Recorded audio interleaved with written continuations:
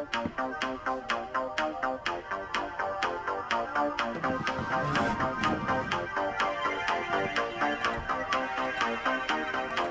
UFO mystery has always operated on the fringes of legitimacy. Here in an interview on CNN, here's offers some credibility to this subject matter. And let me get this on the screen here real quick. That's a rather interesting interview. One moment, please. Behind what's going on here with these sightings. Documents released via the Freedom of Information Act confirm that these types of incidents have occurred going back to 1948. The documents describe saucer-shaped objects whose capabilities are vastly beyond anything that we have, the Russians have. I think the logical explanation is we're dealing with visitors from somewhere else. Regardless, there are a number of cases now. I've interviewed over 120 former or retired Air Force personnel who've talked about UFO incursions at missile sites, at nuclear weapons storage areas. The incident at Malmstrom Air Force Base, Montana in 1967 did involve the appearance of a saucer-shaped object above a nuclear missile launch site. Seconds later, all 10 of these missiles controlled by this site malfunctioned. And the two officers involved, including former Captain Bob Salas, who was at the press conference on Monday, by the way, testified that he was sworn to secrecy and told never to discuss this. He kept his silence until 1996. All the gentlemen who appeared with me at the press club believe the American people have a right to know the facts. But they didn't necessarily believe that theory about why those 10 nuclear sites were deactivated. Why do you believe so strongly that that was truly happening and that it was the result of UFOs as opposed to, let's just say, a malfunction or a military exercise? Well, what you just said is not entirely correct. They all agree that there was no technical explanation for what occurred. In fact, the engineering reports from Boeing Corporation stated just that. In fact, all 7 of the persons who appeared with me believe that we are dealing with extraterrestrials. Some of them stated it explicitly at the press conference. What they do not necessarily agree with, three of the 7 agreed with me that these probably these actions represent a signal being sent.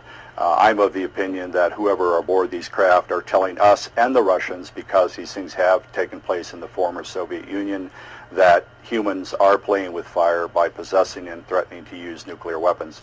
That is speculative on my part. I've always made that clear. But the persons who were at the sites, who witnessed the craft, say that there is no technology on Earth that could account for what they witnessed. Your press conference yesterday, Robert, certainly sparked an awful lot of conversation around our offices yesterday. We were talking about this throughout the day, and it raised a number of questions, such as, who are these aliens? Where did they come from? How did they get here? Why, if they have the technology to travel on an interstellar basis, do they care about what we're doing?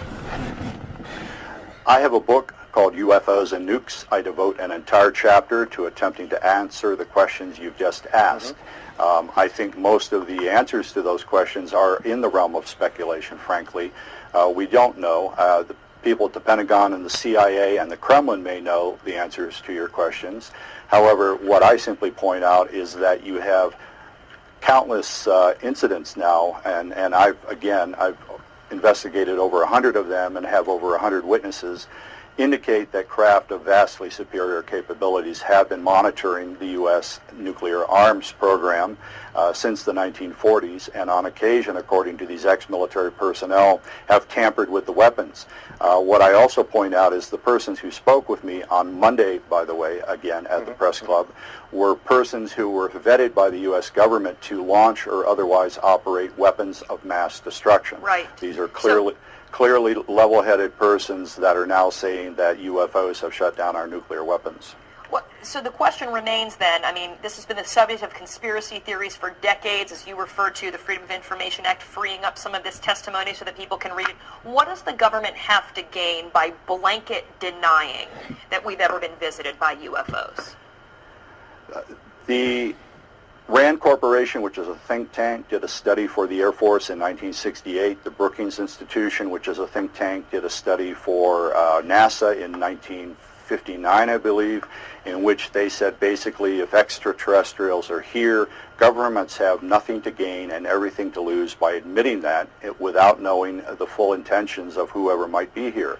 Are they hostile? We don't know. Do they intend some nefarious activities toward humankind? We don't know.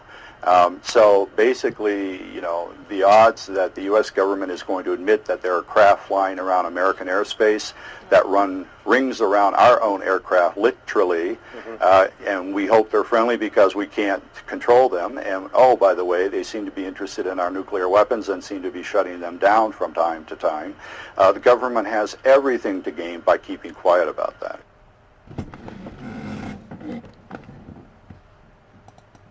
Silence until 1996.